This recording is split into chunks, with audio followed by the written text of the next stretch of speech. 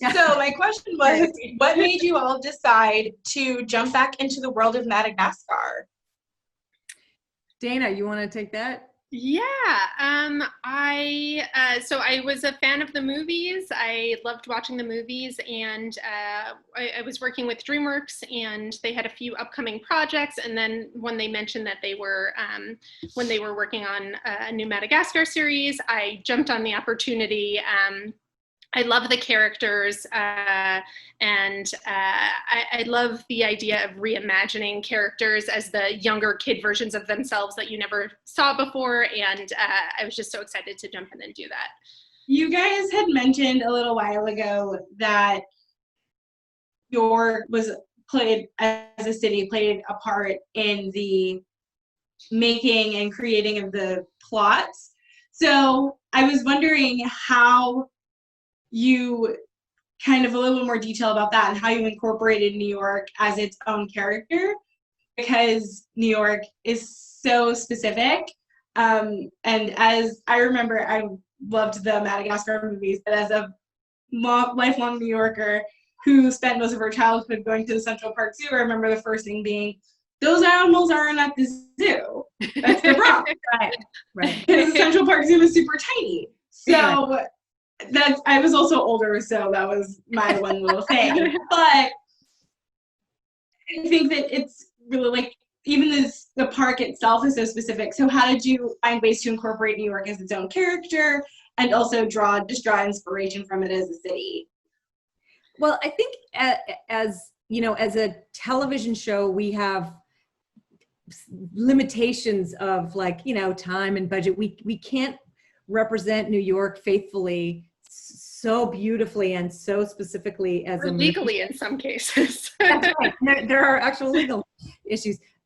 So part of what we did is that this is a representation of New York, right? What we did is a lot of Dana's lived in New York City. A lot of people on our crew, and specifically our design crew, know it very well. We've been there.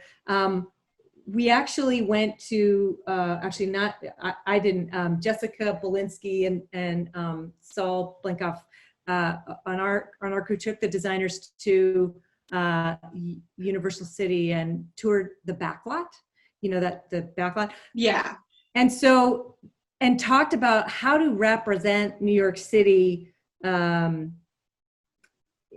If we can't have it all, how do we represent faithfully the ideas of New York City? And, especially our how are we emotionally attached to New York City and the visual ideas of it? So I think what you see when you look at our, again, we don't have we're limited with time and budget. I mean, we have great budget, don't get me wrong, but of course. So what you see in our New York City is New York through a child's eyes, as opposed to this is exactly what, the Empire State Building looks like. That's exactly it. I grew up in New Jersey, but my grandparents were all born in Brooklyn. My mom grew up in Queens. Like, I grew up going into the city all the time. And it felt like my Disneyland. Yeah. Like, it felt like a place where anything was possible. And so, in developing the show, and I love that you said New York as a character, because that's exactly what we want it to feel like. It's a character in the show.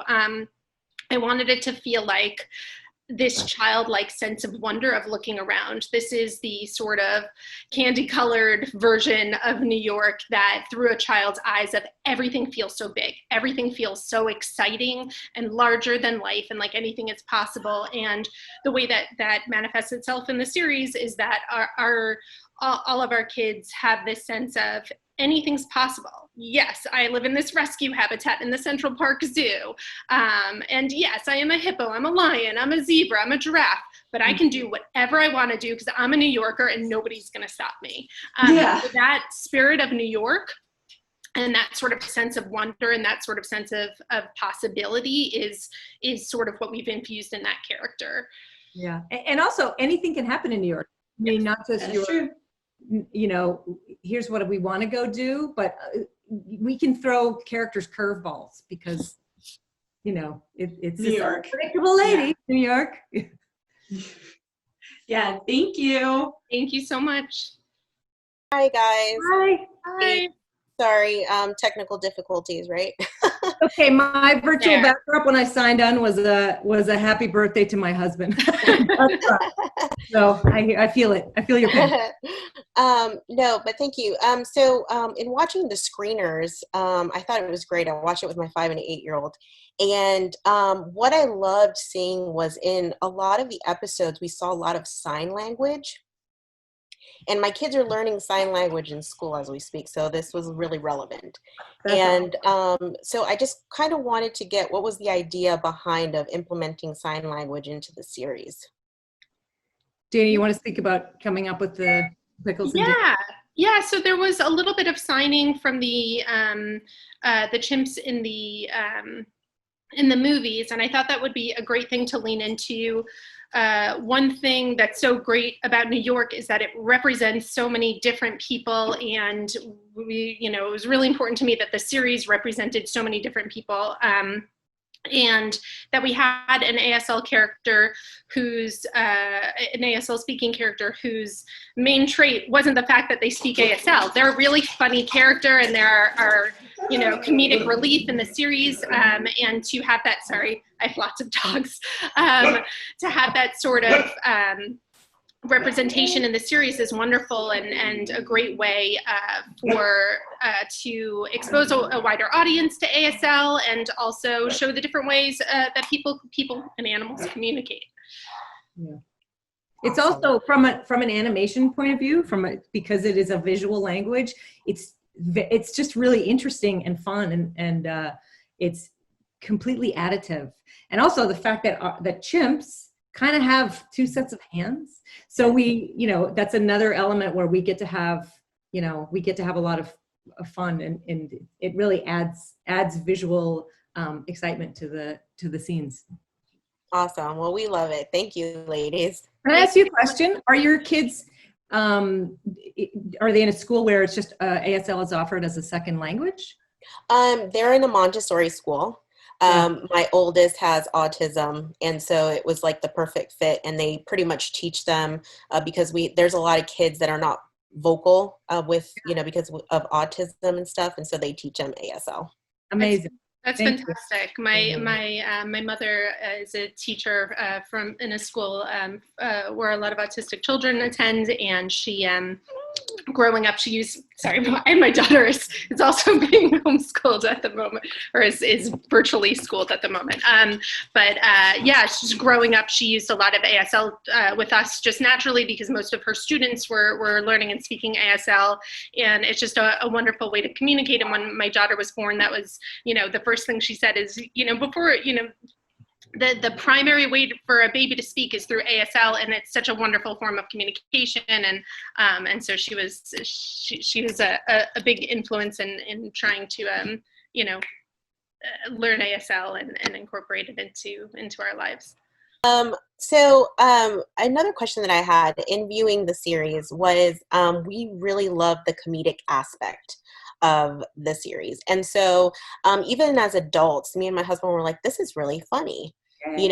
But to kind of put it in a perspective for kids to also understand, like little puns and stuff. I was just curious, were you guys, sitting around and saying like, coming up with this stuff, or were you guys kind of like, this has happened with my kid, let's throw it in there kind of thing? I was just wondering what inspired the comedy in the series. We have a great room of writers. Mm-hmm. We have a fantastic writers room. Denise, Sam, Roxy, and Laura, they are fantastic. And they are very funny. Sometimes in the room we'll have brainstorms of jokes and how do we punch something up. Sometimes even after, we have a story that's really emotional, and we are like, this is such a great story, but we also want to laugh and not just cry. And we'll do a brainstorm after, and everyone will bring in their own punches and their own ideas. But yeah, it was really, the movies were so funny, so it was really important, for everyone who knows and loves the movies to come back and say, like, there's an expectation. So a high bar was set for us. I think also what's really interesting about the process of animation is we start with, by the time the writers finish a script, it's in hilarious shape, but it gets to keep going along the production pipeline. Yes. So with every set of hands that touches it, are from our directors and storyboard artists, our editors, they're hilarious. Yes.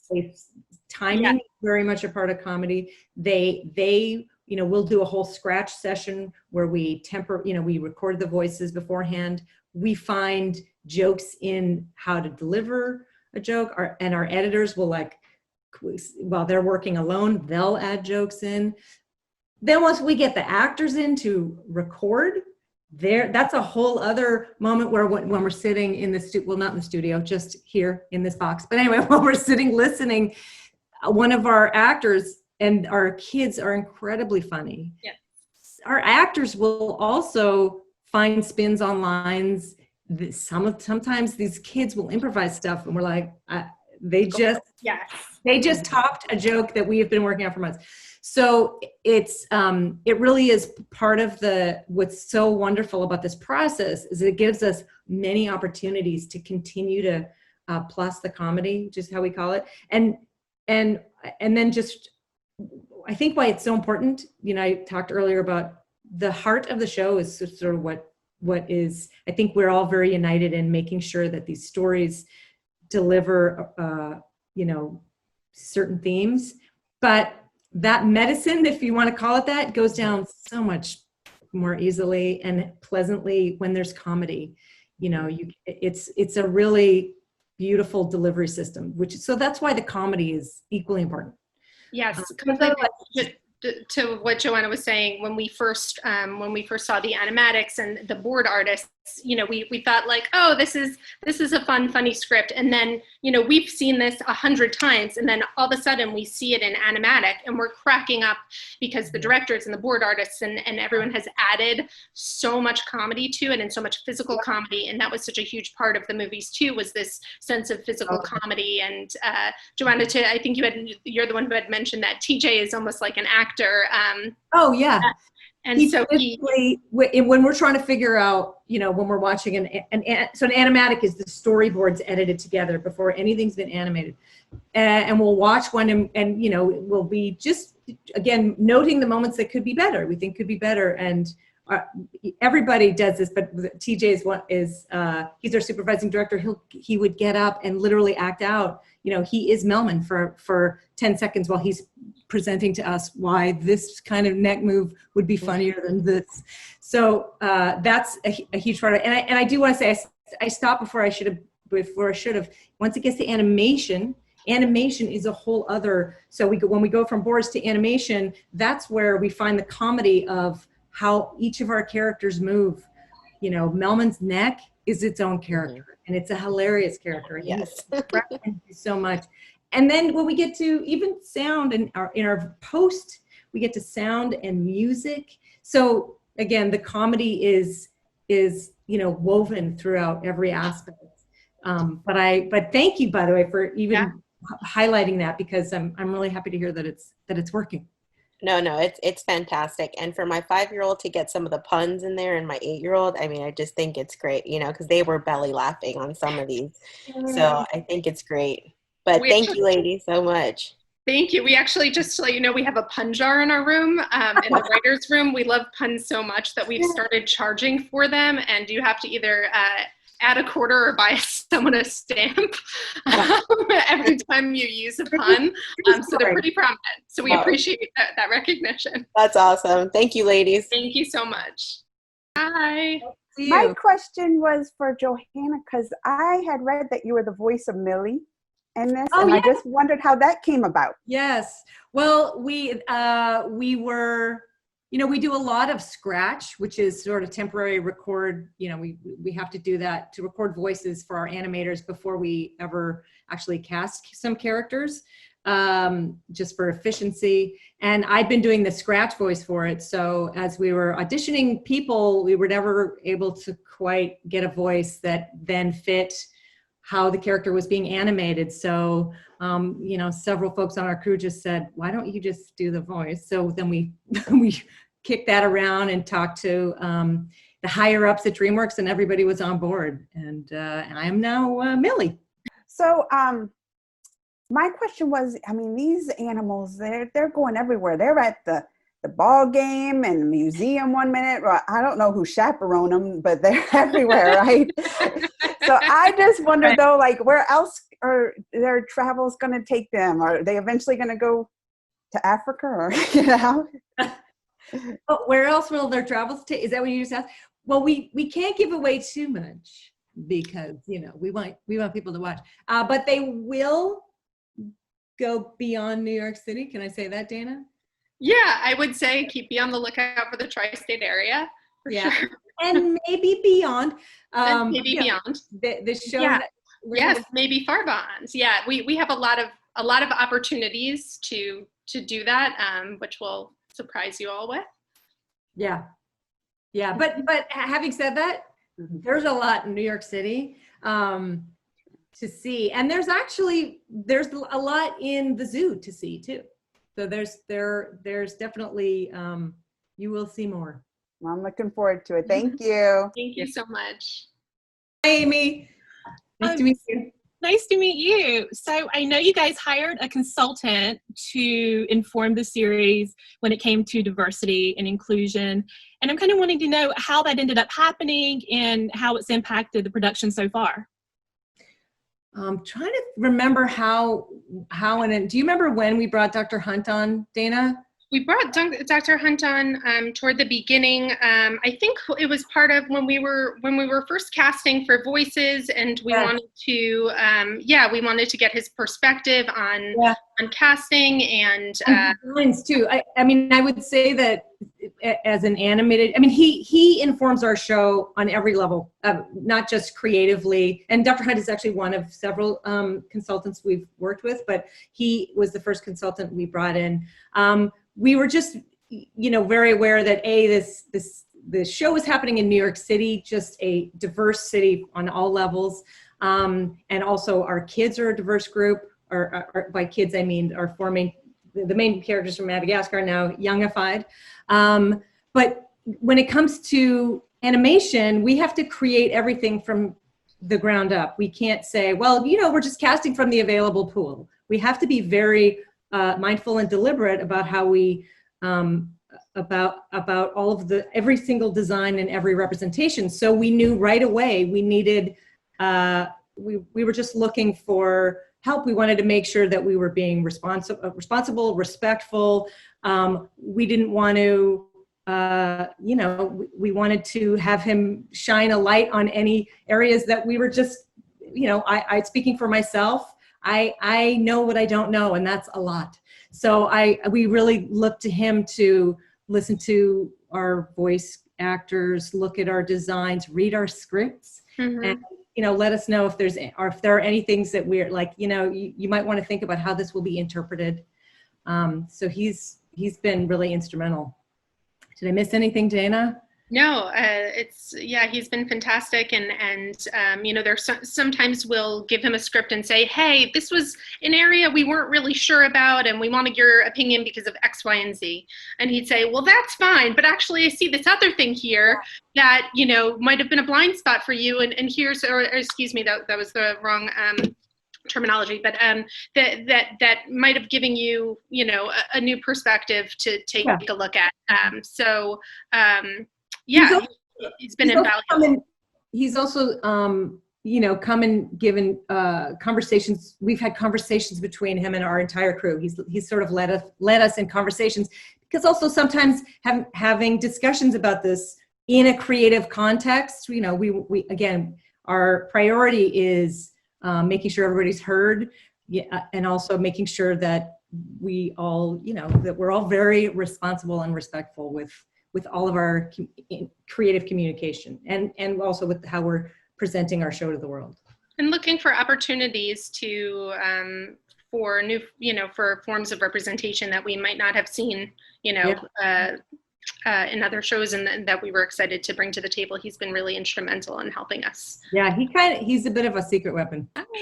So what I wanted to know about, I know it's really common to have child characters voiced by adults when they're doing voice acting? You've got a lot of kids you're working with. What's that been like? And how was that decision to use children for the kids in the show made? Yeah, it was very early on, right? It was definitely a choice.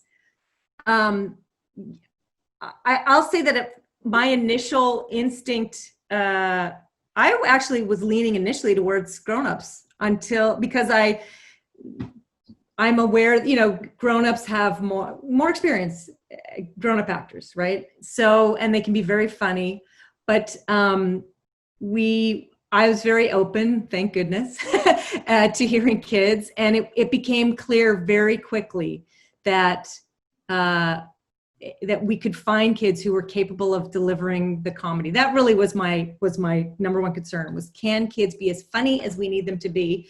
And it was not an issue. These kids are as funny as any adult could be. They're perfect. Now I can't imagine having thought that grownups would play these characters.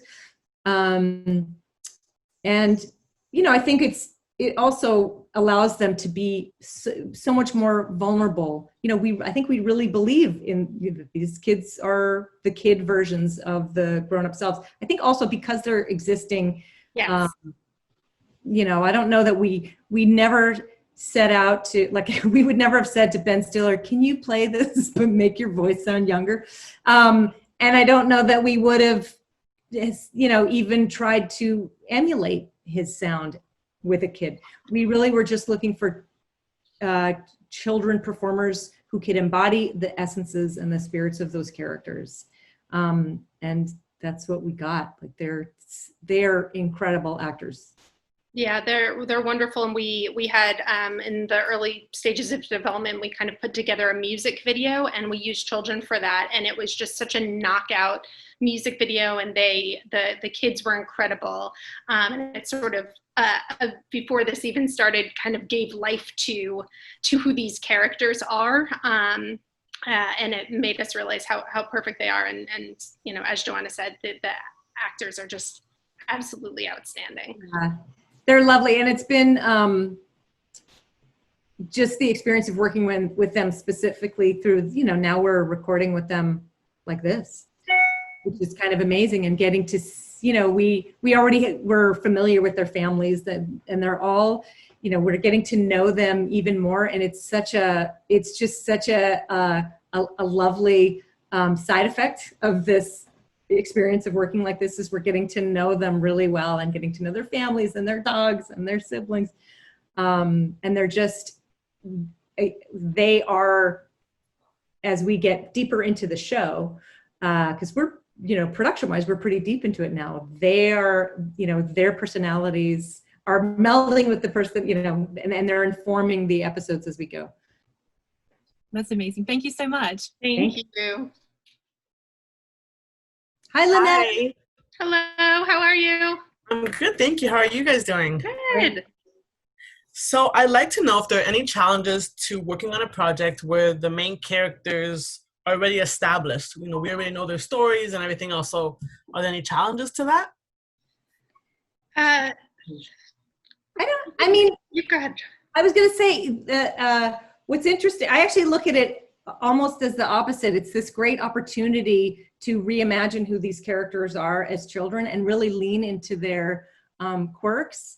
I'll say this, what's interesting about, for example, a character like Alex, who's this brash, we look at him as kind of one of his qualities is he's ego-driven, and in writing shows, we actually love characters who have flaws. That's what makes for interesting stories. At the same time, it can be challenging to represent a character who leads with ego. You don't want that character to be unlikable, because that can be a really unlikable characteristic. So we have, but what that becomes, it becomes very informative. Like in casting, we knew we needed a kid who could be brash and egoic, but also you could see his vulnerability. So I guess what I'm saying is that the challenges are, can be in identifying some of those characteristics that work in an adult, but making them palatable in a child. And part of the, I think what's been nice is because they're kids, there's a certain forgiveness. A lot of our stories kind of start out from this childlike naivete and like this sense of kind of a ridiculous sometimes misunderstanding of the world and these kid-like feelings that are very real and important. And then when you put them on these characters, they're very forgiving. So we were very lucky to start out with these really interesting. I have Listen, I have 2 of them. I'm thankful they're listening right now. Okay. I'll take a sip. Hi, Odette. But other challenges. I'm sorry, Lynette. Did you ask another question? Or No, I was just saying. I get it, Dana. I feel. Oh yeah. Yeah, I think the other challenge. Obviously, there are certain adult ideas and topics in the movies that we wouldn't get into. You know, we might not have a scene like Gloria and Moto, you know, Oh, I love Moto. It's amazing, but we wouldn't have a scene like that. So it's not so much that's a challenge. You know, we're just not going to show that kind of dynamic in a preschool show. A little early for that. Out of all the characters, is there one that you can relate to the most? And if so, why? Relate to? Well, I'll tell you that our writer's room decided that we're all Martys, that all of us are Martys. So we get our homework done. I was gonna say, in what respect, Dana? Just that we're, we attention to detail, get our homework done, a little bit type A. Okay. Even, there's a little bit of Gloria in all of us also. I think, who we want to be versus who we are is a different question. I want to be Gloria. Yeah. Be a Marty. I think that's so true, Dana. I think also the character who, to me, Alex speaks very much to to everybody's, like, I'm most ashamed of these qualities when they come out. He has some, he's fun and challenging to write for because he is he's in, what about me? How come I don't? He has a lot of that aspect to his personality. He's our inner monologue. Yes, exactly. So it's kind of fun to put him in uncomfortable positions and let him work out. He also has a lot of social challenges to work out with interacting. I mean, I guess all of the characters do, but for some reason his are, when he finally learns the lesson, it's really poignant because I can, like, oh, that was a hard lesson, right? Oh, like when someone's learning a lesson about be brave, we're all rooting for him. But when someone's learning about, I was being really selfish there, we're all like, yeah, that was a tough lesson, but I'm glad I got that one. Alex has some unexpected inner wisdom, though, in the sense that he both cares so much about what people think and also is so it's me, I'm out there, that he does bring some inner wisdom to the table. And we've found throughout the episodes that he's sometimes a nice counter to sort of embodying whatever the lesson we're trying to show is, because he has this sense of like, it is, it is what it is, and it's not even it's not a relaxed nature so much of as a I am who I am. Mm-hmm. Thank you. Thank you so much. Hi, ladies. How are you? Good. How are you? Good. Thanks so much for taking the time today. I watched this with my 7 and 9-year-old. We watched the screeners. We were having a blast. We really enjoyed it. Thought it was a lot of fun. We're big fans of the movies, and this is a great continuation. But I really like all the songs, and so I want to know how it came about. Was it always the plan from the beginning to have songs like this, and they're just also catchy? And do you guys have a favorite? Oh, wow. That's a tough one. It was a plan from the beginning, right, Dana? So the thought was I have a 5-year-old and I listened to a lot of children's TV and music in the background, and I think there was a day where there was just like some terrible song stuck in my head that I couldn't get out of, and this felt being set in New York and having these incredible characters felt like a great opportunity to make it a musical series. And DreamWorks, in all their series, has this motto that they don't want to make great music for kids, they want to make great music, and they do. And so we were really lucky in that regard that, the plan was to make great music, but you can have a plan, but you need someone to implement it. And we were very, very lucky in that regard. Yeah, we are, I don't know if you, if you know we have an amazing music department at DreamWorks who really give us the world, and they introduced us to Alana D, who's the songwriter, and I mean her, the meetings during which we are presented with songs, like, well, here, we'll have pitched a song. The first time we hear it, almost every time the meeting will spontaneously break into a dance party. And I'm not lying about that. That's true.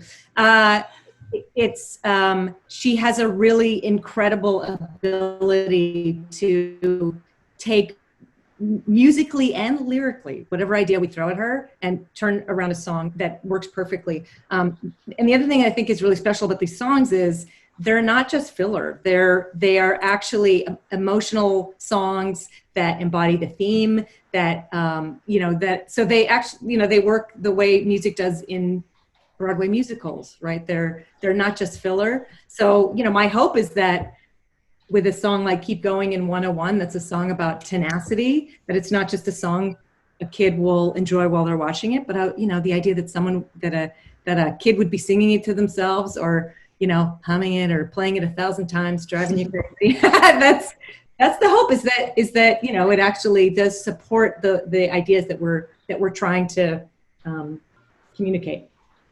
Yeah, thank you. I mean, I actually liked the songs too, and trust me, I've had horrible songs stuck in my head. So it's refreshing to have a song that's actually good stuck in my head. So thank you guys.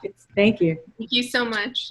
So to kind of touch on what Amy was talking about, you guys hiring the kid voice actors, are there any of the voice actors from the movies that are going to maybe make a cameo? Obviously not as their own characters, but as someone else, or is there anyone you would really like to work with and have them do something with the show? Wow. Well, I don't know what we're allowed to say. So there are a lot of people we would love to work with. I mean, yeah, there's a ton of, we have some really fun guest stars coming up. I'll just tease you with that. People who are fantastic and we were really lucky and excited to work with. I also say that I do want to say something for the unsung heroes of voiceover, that there are some of the voices that people that we have worked with who are not necessarily celebrities are incredible, and I can't imagine them being replaced by someone who's famous, or just because they're famous. Who, let's see, is there anybody you have, Dana, who's on your wish list? Who you would wish list? Mm-hmm. I don't know. We've got someone recently on our wish list, so that was exciting. But yeah, I mean, because this is a musical show, singers are to us, obviously. That's so cool. Now I'm like so excited and intrigued. Yeah, it's a good one. But I think because of what our show is and what we that we feel really passionately about, not about the messages, if I can call it that. I think the idea of having anybody who's passionate about that, and about as opposed to just like the idea of just stunt casting someone, is less appealing than finding someone who is sort of aligned with our ideals and gets really excited about a story. I think sometimes we will have a storyline that will say, who is an actor or personality who meshes well with this theme? That's really kind of more what happens, right, Dana? As we talk about, we don't really have people isolated from story that we're like, oh, randomly I'd like to work with person, but we do talk about, ooh, this person would be fantastic for this story about labels. You know, we have a story like talking about so we look at it in those terms. So I would just say if there's anybody famous who and excited wants to work with us, please reach out. We're wide open. Awesome. Thank you guys. Bye. Thank you. Hi, Patty. Hello. Hi, ladies. How are you? No Guilt Life. Nice. How you doing? I'm hanging in there. I have to tell you guys real quickly, thank you so much for meeting with us and making me look really good. I have a 9-year-old, and when I told her that I was interviewing 2 executive producers who were women of the show that she watched with me last night, she geeked out. So Oh, I love that. you're changing lives over here, and you're making me look good, and I appreciate Great. that. But my question for you is, when we were watching this together, she loved it, and immediately when we finished it, wanted to watch the next one, the next one, the next one. And I just had that moment where I was like, this is something that I think kids are really going to, like, it's a keeper. It's something kids are going to remember. So thinking to the future, in 10 years, what do you want kids who are watching this show now to remember from this experience, from what you guys have put together? That's such a good question. To me, I love this. I love working on this show, and it's really fun. The stories are really interesting. I love the characters, but what gets me and what sometimes honestly chokes me up is the heart of the show. And I'll have seen an episode, I can't tell you how many times by the time we get to the end of it, of the pipeline of an episode.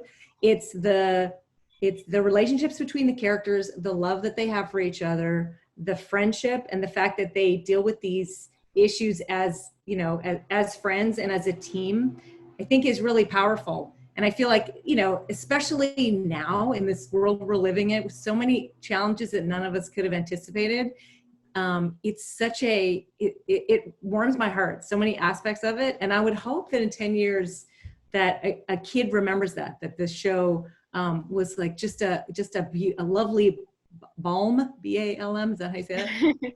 For their soul, because that's what, when I'm watching it for the 900th time, I get that feeling like, oh my God, I just feel so heartwarmed by it. So that's what I would hope. Yeah, I agree with Johanna. We put, a ton of heart, and the whole production put so much heart into this show and into the stories. And one thing that we've referenced a few times is, so many kids grow up remembering like Mr. Rogers, and the first time they saw like some memorable episode about, something that affected their lives. And something that we've tried to do is to infuse our episodes with these issues that are very real and feel very real to children, and kind of touch on them in a way that we hope is something maybe they haven't quite seen before. And might be able to, just exactly what you're saying, 10 years from now, saying, oh, I remember when I saw that specific episode. So we're hopeful for that. Thanks, ladies. Thank you. Thank you so much. Tell your daughter hi. Oh. So I have a question about your creative process. At what point, what's your favorite, like, that's my favorite part of this whole thing, and we just nailed it, like, you know that feeling you get? What part is that for you in your creative processes? For me, Dana knows I've said this before. For me, the candy is collaboration, because I've been a writer. I've written by myself, and that's great. Tough, as you know, I'm sure. And it's a great, it's wonderful to be able to express. But for me, the collaborative nature of animation that none of us, not one person on this crew could make this show without the rest of us. There's something that is so energizing about bouncing ideas, about giving somebody an idea, having them bat it around, throwing it back to you, as Dana was saying, when we see a script in an animatic storyboard, it's incredible because somebody has just plussed our idea and made it better, or a joke and made it better. And we have a lot of opportunities throughout our process to work together. There are a few moments along this process where you're working by yourself, you're writing or you're designing or you're storyboarding, but there's a lot of collaboration in all of our departments. And to me, it's so, I love it. That's awesome. Dana, do you have a specific? Yeah, well, I mean, I would say I would start out specifically, I would say our happy hour outline breaks are probably my favorite part of the process. Yes. And then, I would say the cool thing about animation is it's almost, you see movies and TV shows where kids have like a stuffed animal that they bring to life, and how incredible is that? And like, we get to bring our stuffed animals to life. We get to bring our ideas to life, and getting to see that and getting to see the team, present to us, these ideas that started off as a spark, and then we get to sit down and see what they have turned this into is like, oh my gosh, my stuffy just started talking. This little thing in my brain now lives in the outside world, and that is a really cool part of the process. Yeah, I will add, this one is just a goofy one, but we go through, the records obviously are really fun. And by the way, our voice director, Charlie Adler, look him up. He is Incredible. Voiceover royalty, and he is fantastic and hilarious, and we have a really fun time in records. But when we do sound effects spotting, that in its own is just a fun, like, should the sound be or should it be like that's just a really, I'm constantly saying to Dana, like, we really get paid to do this. Okay, that's crazy. Yeah.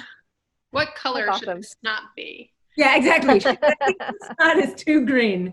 Right. Thank you. Thank Thank you. you so much. Hi. Kyle, you're on the moon. It takes Hi, a while. how are you? I am on the moon because it's you have a battery in my car hanging out in Lake Placid for the day. Yeah. And you'll have Love to it. my motorboat hair from this morning. Beautiful. So I kind of, to touch a little bit on the subject you just talked about with Patty, but what comes first when you guys are working on these? Is it more of sort of the moral of each episode, or is it the story itself when you're planning? It can be any, I feel like there's several areas that we talk about, and especially we have a lot of episodes to make. So it's not as though we have, these are the themes we want to hit and we have to nail them all. We do talk a lot about concept, ideas, not so much educational, but more themes. What are important themes to us as humans? Not even, as parents, yes. As people who were children, yes. But as humans, what's an important idea? Sure. The idea of acceptance or tenacity or boundaries. Like what are important key concepts? We also talk about characters and their specific characteristics. How can we lean into Melman's caution? What's a fun way to explore that idea? We also talk about the city of New York and what our experiences in New York, because it's such a great playground. We often sometimes we talk about music too. Like what's a great kind of music that we'd like to play with? What are some other things, Dana? Yeah, I think something that's actually worked really nicely for us is going around and saying, like, this happened to me as a kid and I'll never forget it and it's traumatized me, or something Okay. that really stood out with us, and we say, okay, what is the version of that in our story? Is it my birthday party got canceled because of the weather? Well, how does that come out in my story? I went for an audition and I didn't see anyone who looked like me. Things like that. How does that manifest itself within our world? And I think that's worked really, really nicely, because you have these stories then that feel very, very real, because they are real, that are based in these sort of kid-like these kid-like feelings, but that have this sort of broader social, emotional, and societal sort of challenges to them that lend naturally to the stories. So that's been a really nice way of sort of manifesting some of the stories for us.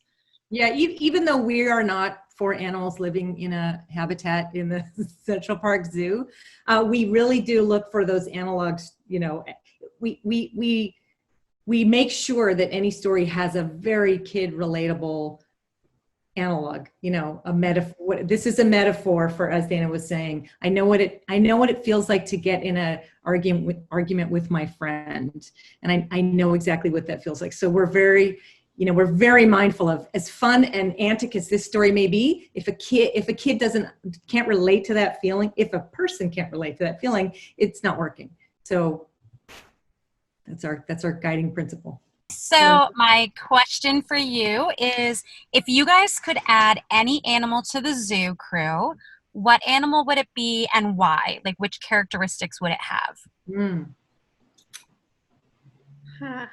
Well, we've sort of gotten our dream. I'm not allowed to. Yeah, no, don't. I mean, we are growing the universe, our zoo universe. So I guess the answer is we're doing it. Oh, okay then. Yes. So a lot of exciting ones, and because we placed this in our rescue habitat, we've got this kind of ragtag group who are coming in and out from different scenarios, and it kind of gives a fun aspect, and yeah. Yeah, I mean, Awesome. we do think we have talked about different kinds of animals, different sizes, different to represent the diversity in the animal world, because that helps us represent the diversity in the world. So we have leaned into that idea. So you will be seeing more. I mean, we'll always have our core four, but they're going to make some our friends. Mm-hmm. Yeah, I think that's it. I don't want to give away too much. There's some great surprises. No, don't give away anything. That's fine. Jana. Thank you so much. Hi, ladies. We love the screener. We're big fans of the film franchise, so the kids were super excited about there being a new show. And I know Dana mentioned also being a fan. I was wondering, is there anything we can look for, kind of like an Easter egg kind of thing from the movies in the show? Well, if you look real carefully at Alex's paw, you will see a birthmark. Right? That's there. I think what's interesting is there are a lot of visual Easter eggs, I would say, because the movies are so beautifully designed, and there's such a specific visual style and language to them, and we adapted that for our show. Our design team came up with a look that sort of stood on the shoulders of the movies. But if you look carefully, so Kendall Cronkite was the production designer of the movies, and she came up with this whole visual language called the WACK. I think it's W-A-C-K or W-H-A-C-K. So if you look at the movies, and I'm not a designer or an artist at all, a visual artist, but it has to do with how there's no such thing as parallel lines in it. So a lot of our design reflects that. So if you were to look at the two, you could see how our show is, visually representing the movies. Other Easter eggs, Dana, anything story-wise that we have? I mean, we've updated it. So, we have cell phones in our show. So, so we definitely took we reimagined it. Yep. Yeah, right. It's kind of a parallel timeline. I think they did have cell phones in the movies. They just looked different. Oh, that's right. We have iPhones. Yeah. Right, and iPads in ours.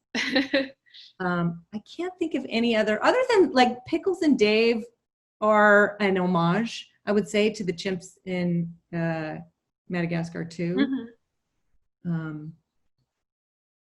no, I can't think of anything, and at least not in the first season. Oh, we've created our own Easter eggs. So within the series, you will find there are a few kind of recurring Easter eggs in every episode that we wanted kids to look out for that kind of change just slightly every episode. So we had a lot of fun with those.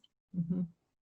So Johanna, I was looking at your list of like all the things that you've done. You've kind of been, you've been a writer, you've been on camera, you've just done it all. So do you have a preference? Which one do you like doing the most? And do you plan on possibly jumping in and writing for the show? That is a great question. I love what I'm doing right now. I don't have a preference, to be honest. I like to do it all. As I said, I love the collaborative nature of all of this. And I just, I love to create stuff. So this is such an amazing outlet for that. I'm actually quite involved in the writing.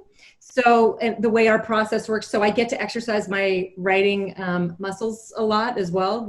Our scripts go through a lot of, we work together to break the outlines. We pass the scripts around. We punch each other's scripts up a lot. And actually, Dana and I have written this. Yeah. And we have a script. I think we could say that. But, it's also an absolute joy to have writers who are so capable and, who do such a wonderful job to feel like, no, it's okay. I can focus on the other stuff. Because writing scripts actually takes, it really demands, for me, it demands a lot of focused time. And as a EP, I don't have that. It's like I'm literally spinning, I think, like 18 episodes at a time, from beginning, maybe 20 to post. We have literally 18 episodes in various spots there along the pipeline. So I don't really have the bandwidth to write. But someday, after, when we have a hiatus, I'll write some. That's awesome. Thank you, ladies. Thank you so much. So I was thanking you for the show. We really enjoyed it. And I have, last night when we watched the show, I had a big audience of different age groups. And to me, the most surprising was the tween and the teen. They were so immersed in the program, and I didn't expect that at all. And so even though we love the franchise of, Madagascar, the adult animals and so forth, I didn't think that this would call so much their attention. And at the end, I gathered from their comments what they liked the most was the fact that there is a lot of repetition, but it's not the same little words. You're sending the same message over and over again in different ways. So that also makes me think you're helping the kids evolve and grow. So would you consider perhaps incorporating themes? I know you said that you talk about things that you've experienced, but would you consider incorporating things that are of actuality that we might help kids understand? Like, I don't know, virtual learning. Why is all this craziness going? Can we talk about the virus? Can we talk about things like that, help kids in a different way? We do. I mean, we actually have been talking about that, right, Dana, in the writer's room? We talk a lot. We've been talking about this situation we're all in right now.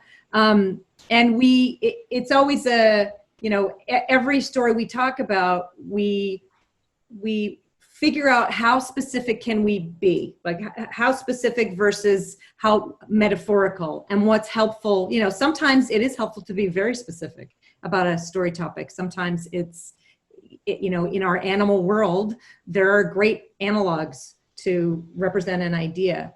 So we're not opposed to it. I think the biggest challenge for us is the fact that it takes, I think it's 63 weeks to make an episode. And that's how long it takes to make it. And then, then it's got to get on the air. So who knows how long, you know what I mean? So we can't do anything topical, obviously. That's a bit of a limitation, but we're definitely open to, specifics. Yeah, so we try and look at it, to Joanna's point, we try and look at it through this like sort of evergreen lens of can we address, you know, this specific pandemic right now? We can't, because it's gonna come out in a, you know, as Joanna said, it takes a long time to make the episodes. But we can look at it as, okay, there's something that's beyond my control that is getting in the way of my day-to-day life. My life looks very different now. How do I address that? I have a friend who is sick. I have, you know, there are different ways of looking at the, you know, topical issues and kind of putting them through the lens of our world, and also kind of making sure that they feel evergreen and that they, you know, it's something that you can go back to, because it's the feeling that that situation creates more so than the exact situation itself. So we absolutely do, when things like this come up, when topical things come up, we say, how do we inject this into our world? Yeah, we really do, in the writer's room, but also, you know, within our crew in general.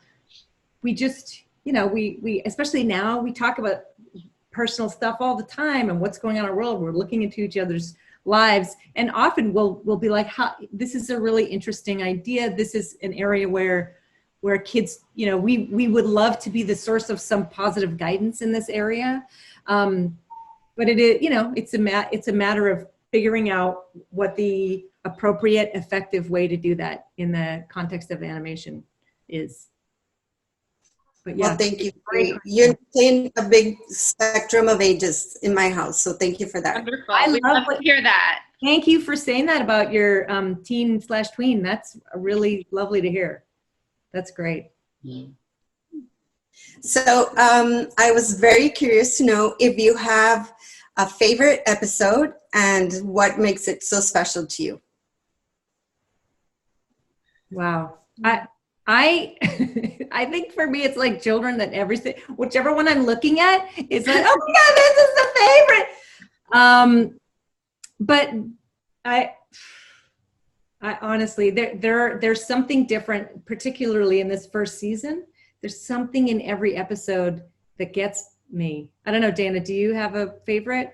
I don't have a favorite. I was going to say the same thing. And, you know, it goes back to what I was saying last night, which is, you know, we go through the scripts and every time I'm like, oh, this is my new favorite. This is my new favorite. And, you know, if it's not, then it goes back to the drawing board until it becomes it. So I think, yeah, this is a question I always ask my mom, which one of us do you like the best? What does she say? She doesn't. I ask about the grandchildren too, and she slipped once because I heard her say it to one of them, and I was like, oh. Well, yeah, they're all, I mean, they really all have something to them. You know, part of that is that different people work on, you know, we, as a team, you know, these are all Madagascar episodes, but, you know, certain writers have certain incredible strengths, certain storyboard artists, you know, there's some, and some of the song, it's just, I can't, Tati. There's no way. Don't ask me to choose. They're all your kids. Can I ask, what did you like? Was there an episode that you liked best of the ones you saw? I really loved the one where they're celebrating Melvin's very, very special day. Yeah. Because that's its ups and downs, and then he realizes, oh, I only need my friends or my family, or, you know, my close knit. I don't need anything else. Yeah. Okay, so now that you're saying that, now I have to no, but I agree. That one is so sweet, and it's such a great Melman. We talk a lot about that one, specifically about how it's a great Melman episode, and it really, you really get to understand who he is. Yes, it was beautiful. Felt bad for his allergies. Right. Thank you, ladies. Thank you so much. Madagascar, a little wild.